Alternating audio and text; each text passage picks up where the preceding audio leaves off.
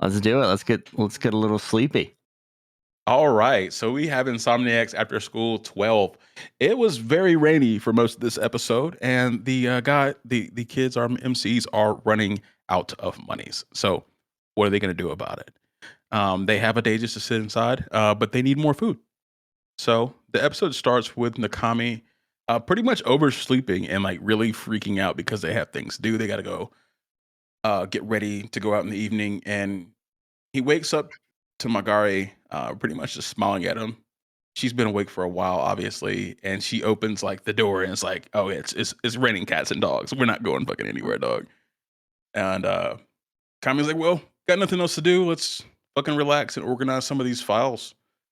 And that's when he kind of gets into like, "Yeah, we're running out of food. We don't have any more money." And he seemed pretty calm about it. Slightly worried. He's like, "We'll go to the grocery store at some point. Maybe I just been living too good, but if I didn't have anything in my pocket, bro, I'd be stressing the fuck out." Yeah, I like to eat, so not having food would be not ideal. Yeah, I don't That's for miss many sure. meals, my G. I don't miss many meals. um, but yeah, it was like a couple cute scenes. They had to like go put the rain shutters on the house. I think that must be pretty common in Japan, at least for that style of house out in the country, because we saw like the rain shutters in Wolf Children. Hana had to put the rain shutters on, and then we saw it in this. I didn't know that was a thing. Yeah, I mean when your doors are made of paper. That's facts. That's facts, big dog. You got to give them a little extra coverage, So yeah, that's pretty common. I mean, it makes sense. It makes sense. I just never thought about it. Yeah, no, it's very common. You see it a lot in anime, about rural Japan. So you see that a lot. Right.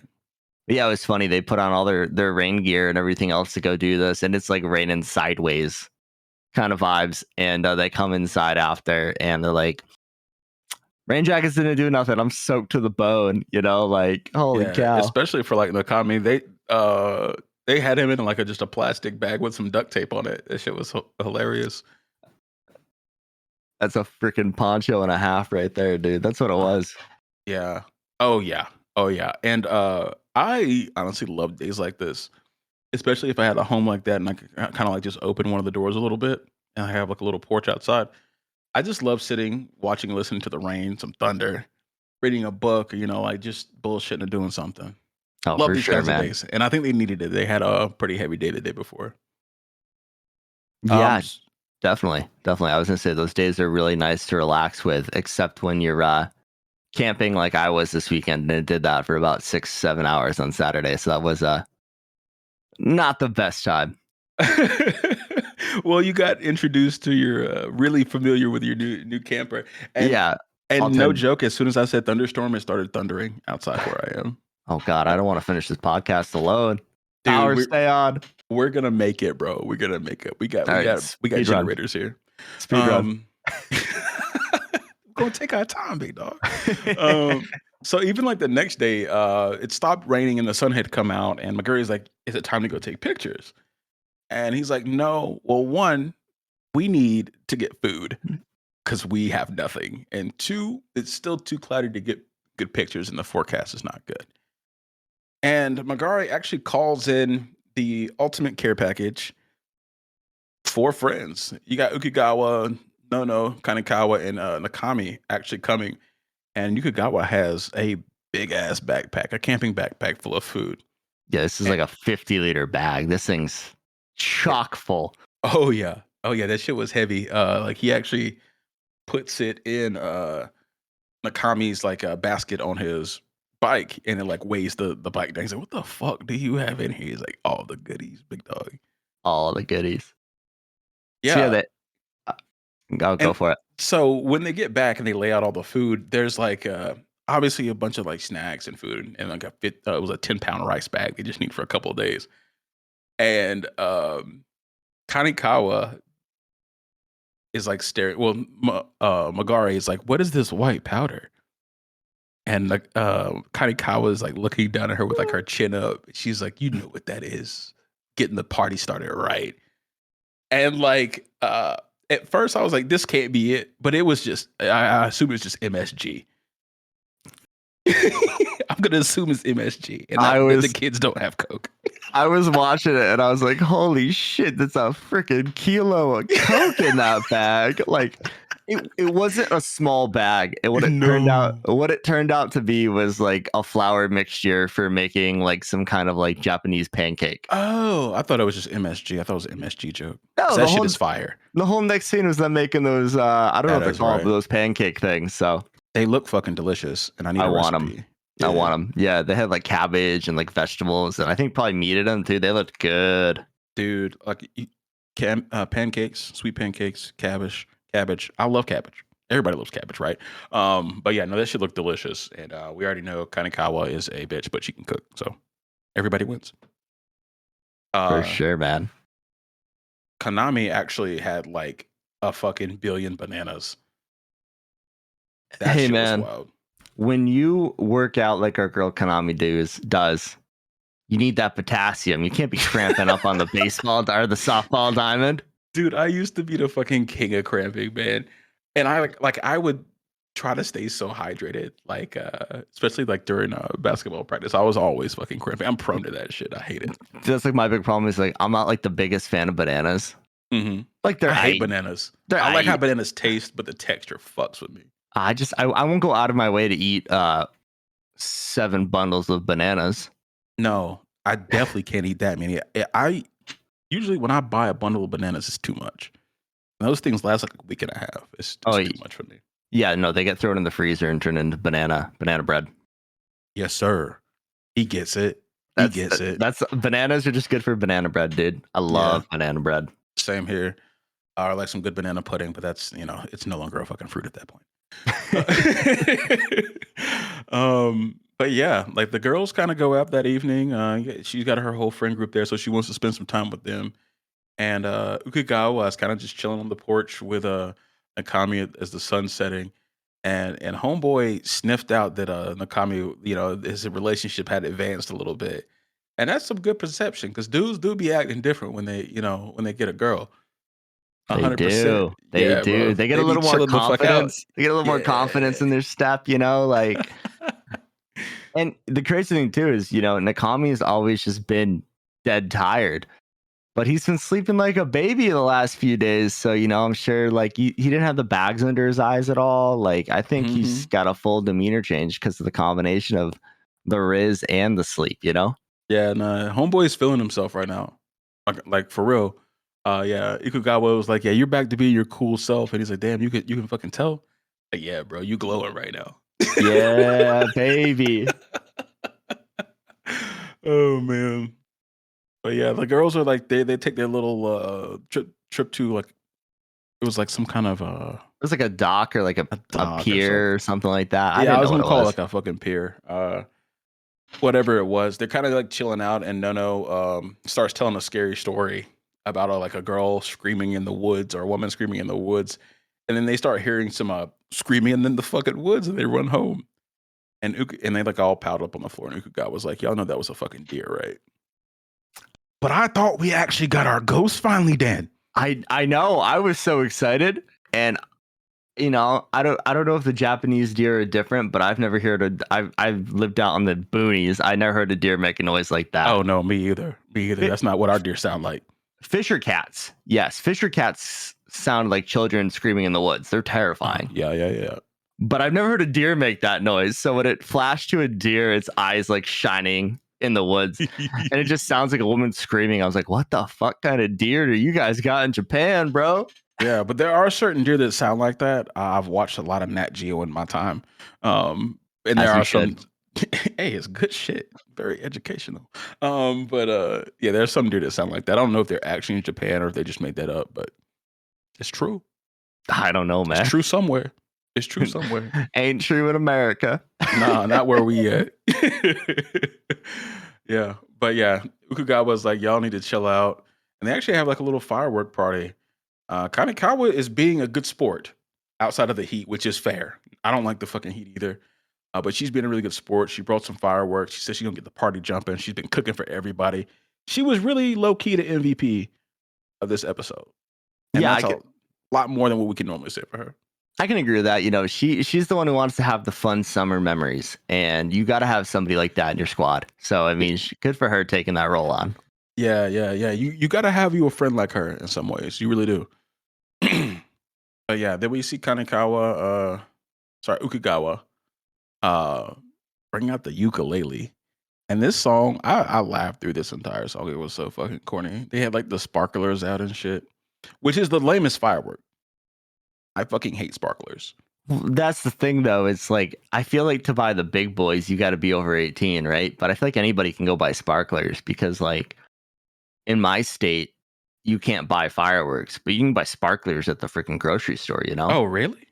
Yeah. If we want to buy fireworks, we got to go over the border. That is right. I used to live up that way.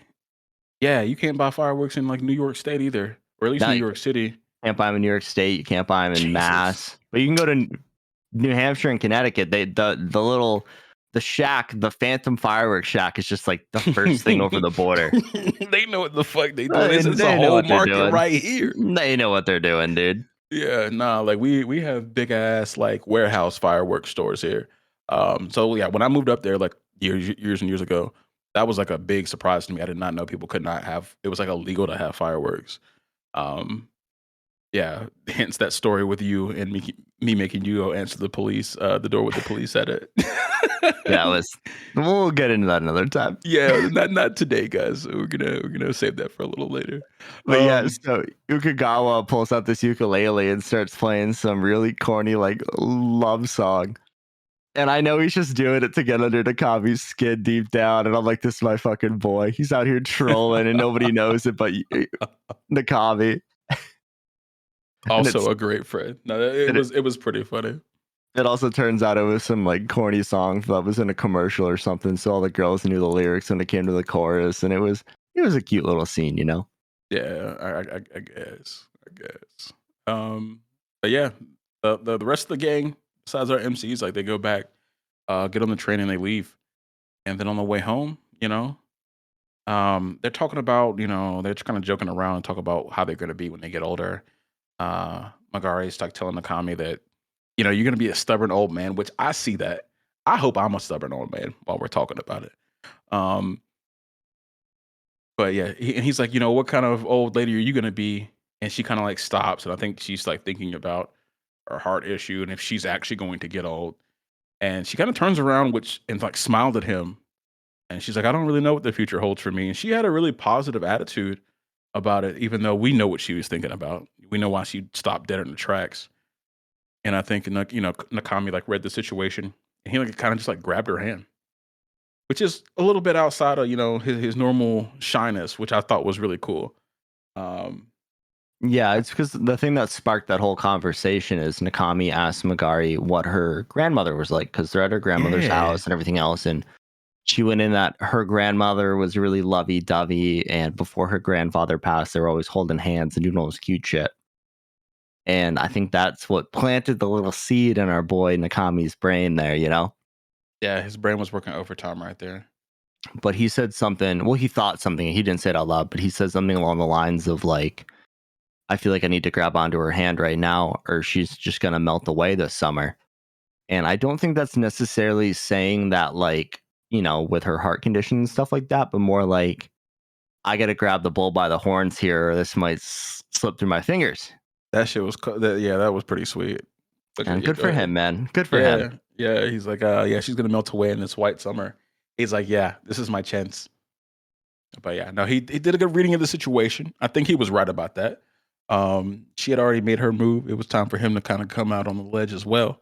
But yeah, as we get close to the end of the episode, they kind of go wandering after that, holding hands and being cute little kids.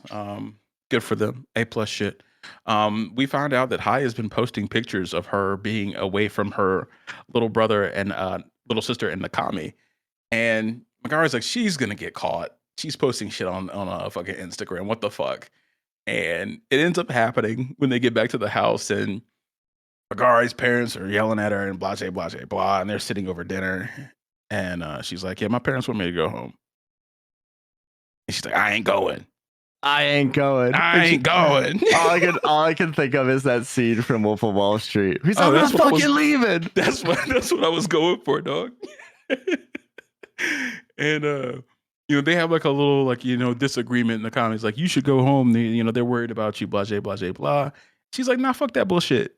We're not doing anything wrong, which they weren't. But then like she gets a text from her parents, and she's like, they're like, yeah, we're coming to get your ass tonight. We're pulling up. And I don't know if Nakami like kind of read into how she was acting. She was like almost about to cry. He was like, you know what, man? I thought this was really cool. He was like, do I have permission to kidnap you?